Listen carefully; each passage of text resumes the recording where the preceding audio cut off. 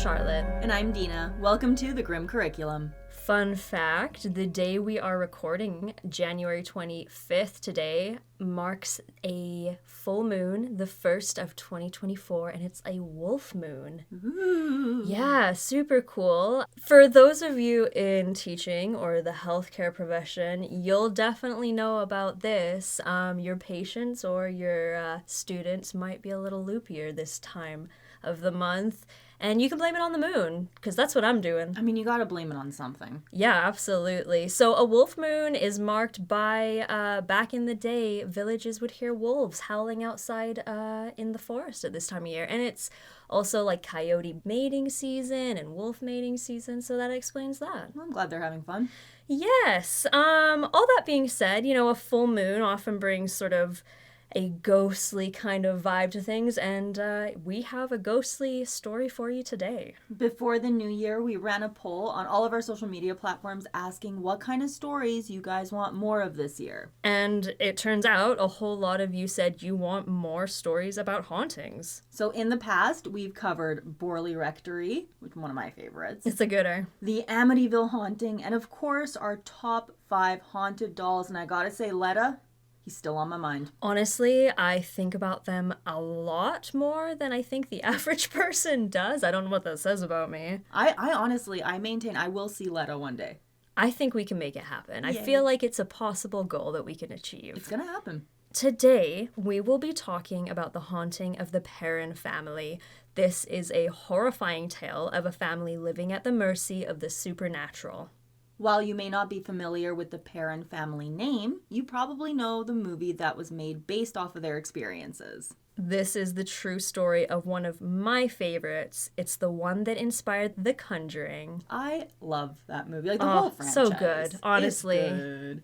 The first movie, I didn't know this, it made about $41.5 million during opening weekend. Damn. And I was there for it. I was. That's awesome. Yeah. And that movie introduced us to paranormal power couple Ed and Lorraine Warren, who, full disclosure, were, in my opinion, nothing like they were portrayed in the film. No, we have talked about this a few times on the podcast so far. Ed and Lorraine in the movies, power couple, love them. I want them to be my aunt and uncle so we can go like ghost hunting together. Right, and we were just talking about this off mic. Patrick Wilson. Oh, 10 out of 10. Amazing. And honestly, the movie's pretty fantastic. It is. And you know what? Even the ones that aren't the best, I would say are still entertaining. That all being said, praises aside, real life Ed and Lorraine, kind of garbage human beings. Yeah, there's a lot of controversy surrounding them. They were well known within the paranormal community, but there are a lot of people who consider them frauds, which at the end of the day, when you're dealing with this kind of thing that many people might not believe in, you're gonna get that label by naysayers. I have mixed feelings about them. We talked about them a fair bit during Amityville, which, again, another one that I love, so you should listen to that after this, because it's awesome. I love Amityville. Yes, and also a classic. We were just saying this off mic too. How the hell did I miss the fact that Lorraine died in 2016? Even in my notes, I had it in brackets saying, she old AF. So I knew she had passed away. I thought it was very recently. I'm thinking within the last year or so. But yeah, 2016, quite a leap away. Yeah. Oh my God, that kind of makes me feel old, actually. I know. That was almost 10 years ago. Ew. Oh, man. Okay, so there are quite a few sources when it comes to this particular case. Obviously, the movie is fictional, but like we've said, it's absolutely worth a watch just for the fun of it if you feel like really throwing yourself into this. And also, I will say, as a horror movie special effects lover and fan, it's got some really good spooky scenes that are just done so well. I watched the Conjuring 1 and 2 over the last week, and it's definitely gotten me in the mood for ghosts. I love it. There's also the documentary Bathsheba, The Search for Evil, which interviews members of the Perron family regarding their experience while living at 1677 Round Top Road, Harrisville, Rhode Island. And speaking of family members, there are countless interviews with Andrea Perron, the oldest daughter, She also wrote a number of books, including House of Darkness, House of Light, volumes 1 through 3. She still speaks out about her journey with the paranormal to this day and has an interesting perspective on what her and her family went through. But before we get into their story, we'd like to take some time to talk about the house. Because it has one hell of a history. The history of the home and the land it sits on goes quite far back. And honestly, the more you know about it, the more you think to yourself, yeah, this place could be haunted. The land originally belonged to various tribes, including the Nipmuc people, until a man named Roger Williams decided he wanted it. Roger had been expelled from his own land due to some controversial religious beliefs he had, and therefore decided that he would essentially do the same thing to them. In 1636, he established Providence Plantations. This is exactly the kind of setting that would lead to bad energy and residual anger. Oh, yes. It never shocks me when I hear that a haunted house was originally built on this kind of land. This was a huge piece of land, and fun fact, it was originally surveyed by well-known Virginian John Smith, as in of Pocahontas fame. Also not a great guy. No, also terrible human being. Eventually, the land was sold off to various people, including 1,000 acres that went to the Richardson family. Remember that name for later because it's going to come up again. The house itself was built in 1736 and it boasted about 3,000 square feet of living space, so it's a decent sized home, especially for back then. And quick side note, if you want to see the house, you can find it. It's on Zillow and it's like one of the most recent listings. A name that comes up often in this story is Bathsheba Sherman. Many who are familiar with the Conjuring story know her as the devil-worshipping witch who killed her baby. While that may not be true, Bathsheba was a real person. She was born in 1812 as Bathsheba Thayer. On March 1844, she married Judson Sherman. Judson provided her with a comfortable life. He would work on the farm while she took care of the house. At the age of 37, Bathsheba gave birth to her son Herbert. Can I just say, that seems like a fairly old age, especially in those days, to be having a baby. Oh, definitely. It's not something you normally hear of at 37. No, and I don't mean that to be insensitive by any means. I'm just saying, like, at that point, you were pretty much considered middle-aged. Oh, absolutely. And can we talk about the names for a second here? Bathsheba, Judson, Herbert's more kind of common. I guess, yeah, Herbert. Bathsheba sounds very biblical. It really does. I can see why this probably resonated with the Warrens in a way. Oh, yeah. Now, we don't know for a fact how many children she had in total, but it's believed that she may have given birth to a total of 4. Not one of them survived past the age of 7. However, some sources state that she lived long enough to see Herbert get married, so it's possible that he made it to adulthood. There are no census records of this, truthfully, so it can be difficult to separate truth from fiction, especially when the story gets wild so quickly. There are many who believe that Bathsheba was shunned from the community after a young boy she was watching suspiciously died in her care. Others think that she, like in the movie, ended her life on the land while cursing anyone who would ever live there after her. It's believed that that happened in 1849. However, there is a Bathsheba Sherman grave in Rhode Island, and it says that her date of death was 1885. That's a pretty big difference. That's like a 40-year difference. Can you imagine she was just this like totally normal lady and did not deserve any of this reputation, and now this is how we all think of her? Honestly, somebody might have just had an active imagination, saw her name on a gravestone and was like, ooh, she sounds like a real character, you know? Sometimes that's all it takes. It really is. During that time, women weren't allowed to own land, so it was transferred through various marriages. This included the Arnold family, then the Butterworths, then the Kenyans, and finally the Perron family, who moved in January of 1971 after Roger Perron had purchased it the year prior. Roger had been working as a truck driver, and while he did work hard, supporting his wife and 4 children was a challenge. He was absolutely thrilled to find the 14-room farmhouse for a very reasonable price. And I have a question for you. I was thinking about this. Mm-hmm. If you were buying a house right now, how discounted would it have to be for you to accept that there's ghosts there? Oh, see, okay, there's 2 sides of me. There is the sensible, life-loving side that is like, okay, no, Charlotte, do not be that bitch in the horror movie. You're smarter than this. You literally have a podcast where you do nothing but talk about shit like this. Be better than that.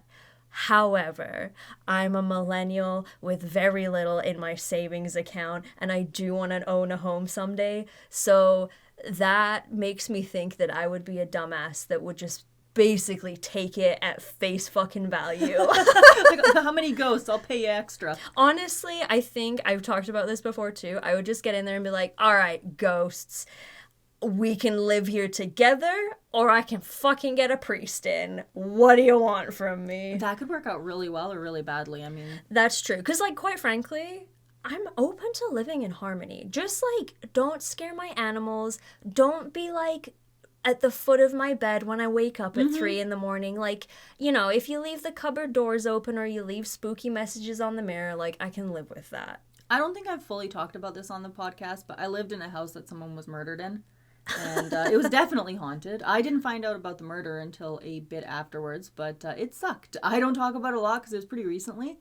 And honestly, it was not a fun time. I think it would have to be a really good deal for me to deal with it. Unless it was like nice or helpful ghosts or even just like residual energy. I could put up with that. But this place in particular was very negative and it affected everyone living in it. And it was just bad energy. Yes. Along with Roger, the Perron family consisted of his wife Carolyn and their daughters Andrea, Nancy, Christine, and Cynthia. Now, you may know that paranormal activity can be drawn to hormonal or pre-hormonal energy, so a house filled with this many young girls would certainly have a lot of that. Oh, yes. It would be like a walking hormone factory in there. And I was thinking about something, and I almost didn't add this into the script, but if anyone knows the answer to this, email us, thegrimcurriculum@gmail.com. But do you think paranormal activity increases around people on their periods? I mean, I've definitely heard that women are their most powerful, so if you believe in energy and witchcraft and all that good stuff, I'm sure there's some merit to it. I could see it. They even say it's linked up with the full moon, and that's very powerful too, so it all comes back around. Right?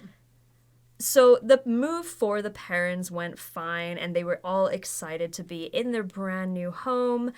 That is until things started getting weird. It all began with strange noises here and there. Then items began going missing, which is pretty normal for this kind of thing, and that I could deal with. The stuff going missing, that's annoying, but all in all, not a huge deal. Yeah, I can deal with, like, mischievousness. Then the nighttime visits started. Oh no, what did I say? Don't be showing up at the foot of my bed and shit. And they're gonna. The girls began reporting that in the wee hours of the night, they were being spoken to by strange presences, including a young boy who called himself Oliver Richardson.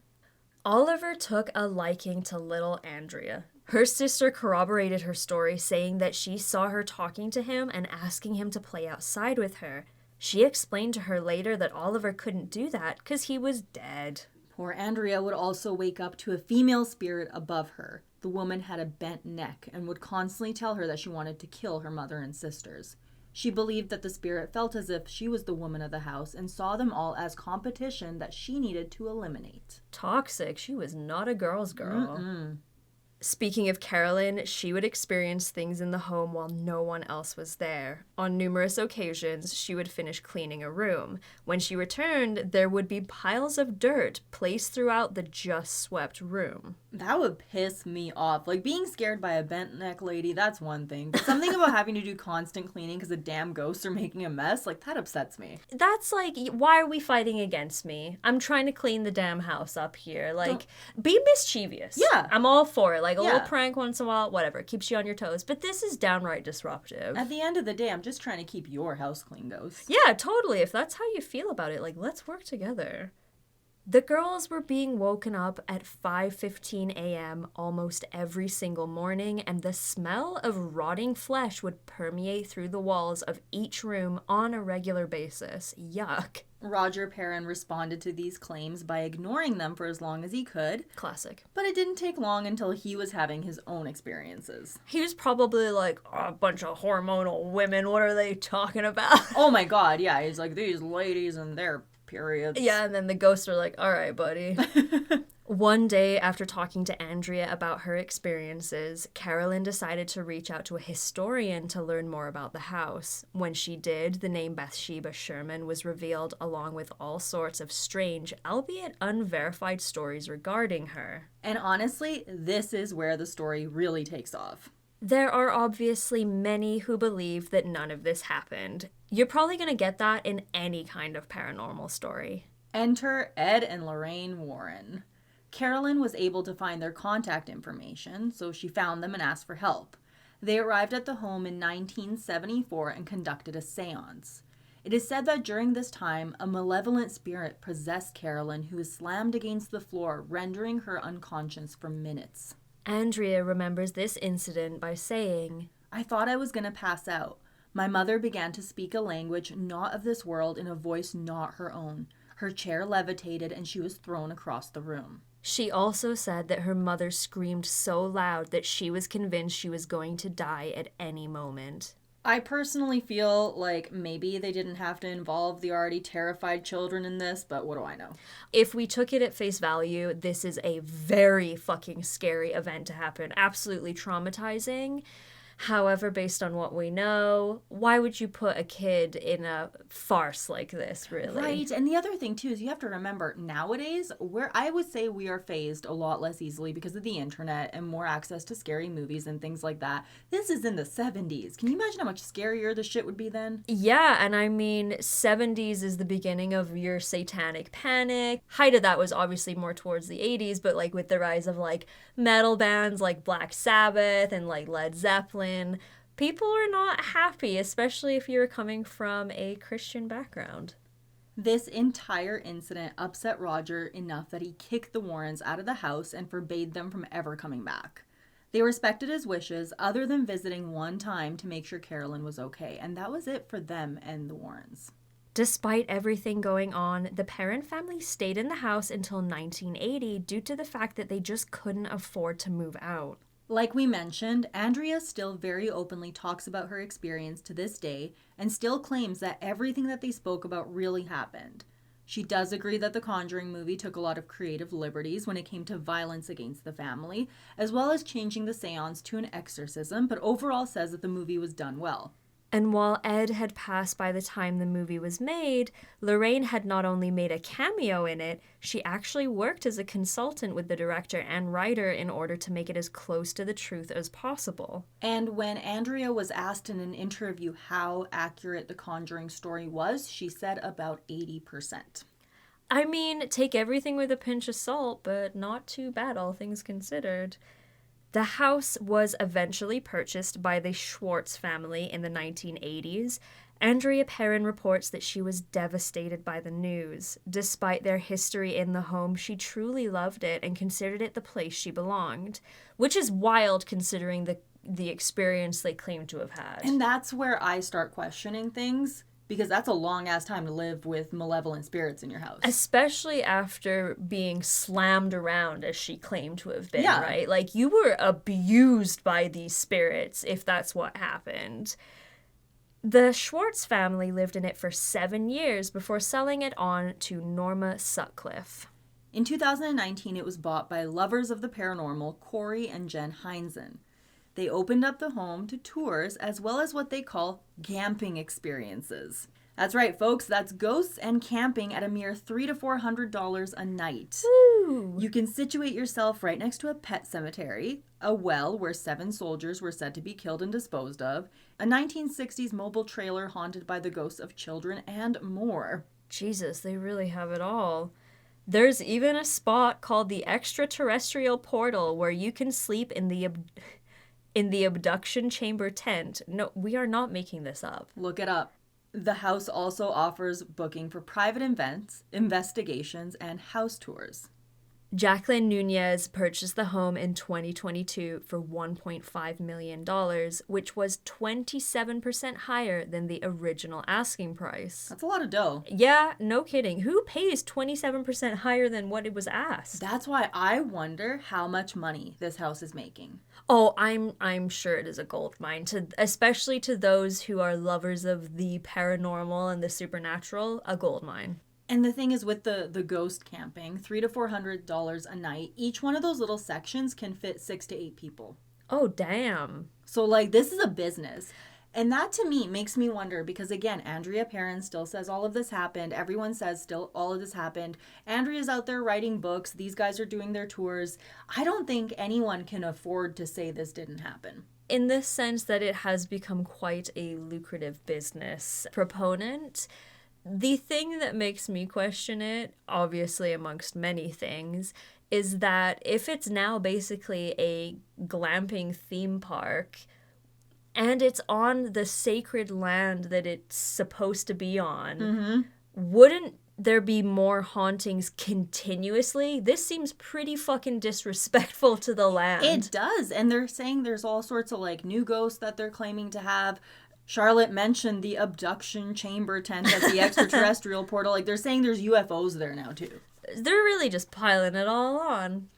As for the most recent reports, Jacqueline says that she hadn't experienced anything strange yet, but that she was really looking forward to it. Oh boy, howdy. As much as I've just said that it was all very, like, hokey and bullshit, I wouldn't want to invite something like that onto me. I've said it before. I don't fuck with Ouija boards. Nope. I'm not about it. I don't particularly believe in it, but why the fuck would you risk it? I mean, really, at this point, like you said, they're inviting it in. Yes, and whether you believe in this or not, I think there's something to inviting bad or good energy into your life, and I wouldn't recommend inviting the bad shit. I wouldn't fuck with it.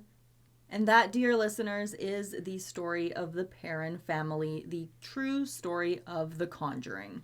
What do we think? I mean, I feel like I put my thoughts out there. I don't particularly believe it, but it does make for a damn good story. You know, the thing is, there's a lot of people making money off of this. And not only that, you've got the Perron families making money.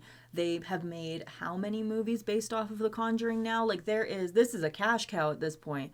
And so for one of them to turn around and to say, hey, actually, yeah, like, a lot of people would be very, very angry. And I feel like, you know, no disrespect to any of them involved. I mean, if they did go through this, that's terrible. But if they didn't, at least they made some cash. I don't know. I guess so. I can understand from a family with 4 girls, you know, needing money.